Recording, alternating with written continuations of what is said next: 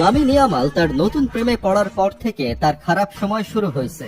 Argentine গায়িকা নিকি নিকোলের সাথে প্রেম শুরুর পর থেকে সবসময় লামিনের সাথে এই মেয়েকে দেখা যাচ্ছে। তারা একসাথে মাঠে আসতেছে। লামিন প্র্যাকটিসে আসলে সেই মেয়ে দেখা যায় তারে গাড়ি চালাইয়া নিয়ে আসে, আবার নিয়েও যায়, মাঠে খেলা দেখতে আসে। এমনকি একসাথে মাঝে সাঝে দেখা যায় টিকটকও করে। আগে তার হাতে থাকতো JBL এর স্পিকার। ম্যাচে এসে প্রতিপক্ষরে কান্দাইয়া যাওয়ার সময় গান বাজাইতো ইকে ফয়ে রাপা ছাপা। আর এখন তার হাতে থাকে নিকি নিকোলের হাত। এই কারণে অবশ্য নিব্বা নিব্বিদের কাছে লামিন ইয়ামাল অনেক পছন্দের একজনও বটে। কিন্তু লামিনের ভাগ্য ভালো, তার জন্ম আমাদের দেশে হয় নাই। যদি হইতো তাহলে এতক্ষণে আত্মীয় স্বজন বলতো, এই মাইয়া মনে হয় তোরে তাবিজ করছে, সারাদিন খালি এই মাইয়া লইয়া ঘুরে, নাওয়া নাই খাওয়া নাই, খালি বউ বউ, কেমন বউ পাগল রে বাপ। এই জন্যই এখন তার পারফরমেন্স খারাপ হইতেছে। কিন্তু আসলেই কি তাই?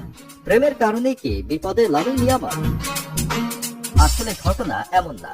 লামিন খারাপ খেলতেছে না, আসলে মানুষের তার উপর এক্সপেকটেশন বাইরে গেছে। গত সিজনে যে লামিনকে মানুষ দেখছে, তার কাছে মানুষের এত আশা ছিল না। জাভি হার্নান্দেজ একাডেমি থেকে একজনকে নিয়ে আসছে, সে প্রতিভাবান খেলোয়াড়।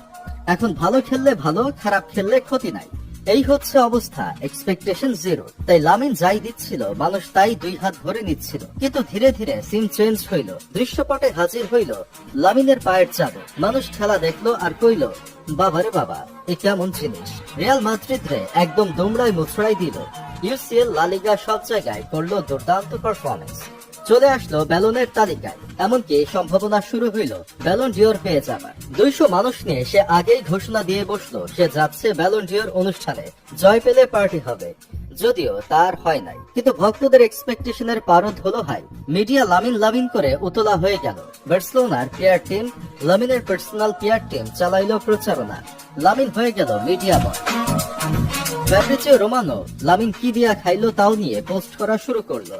লামিন কোথায় গেল, কার সাথে ঘুরলো, কার সাথে নাচলো, সবকিছুই নিউজ হইতে থাকলো। স্পোর্টস রিলেটেড মিডিয়াগুলো প্রতিদিন একবার না একবার কোনো না কোনো কারণে লামিনের নাম নিতে থাকলো। এক্সপেকটেশন হাই থেকে হাই হতে থাকলো। এর মাঝে আসলো ইনজুরি, আসলো প্রেম।